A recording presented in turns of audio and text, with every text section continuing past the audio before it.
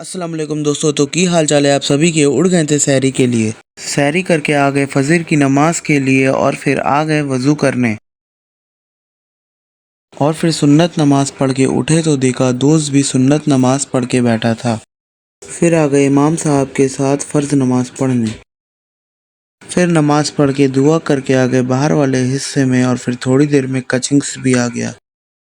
फिर बैठ गए मस्जिद के बाहर वाले हिस्से में थोड़ी देर के लिए ठंडी हवाओं के मज़े लेते हुए। फिर घूमते टहलते हुए निकल गए घर के लिए।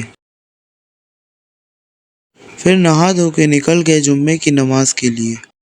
फिर सुन्नत नमाज पढ़ के मस्जिद की छत पे आके देखा एक बच्चा दूसरे बच्चे को घुमा रहा था। फिर नमाज पढ़ के बाहर आके देखा दोस्त फिर से उसी बच्चे को छेड़ रहा था। फिर टिर्री वाला लेने लगा कचिंग्स के मज़े। फिर आ गए थे हाफिज़ जी की दुकान से लेने इत्र। फिर और सब सामान लेके आ गए घर। फिर बज गए थे शाम के 5:30 तो बैठ गए इफ्तार के लिए और फिर आ गए मगरिब की नमाज़ पढ़ के जिम। फिर हमने किया बैक के लिए लैट पुल डाउन और फिर बैक वर्कआउट कंप्लीट करके आ गए जिम से बाहर और निकल गए घर के लिए। और फिर आ गए तरावी पढ़ने के लिए और देखा एक लड़का फ़ोन पे बात कर रहा था क्योंकि अभी नमाज में वक्त था।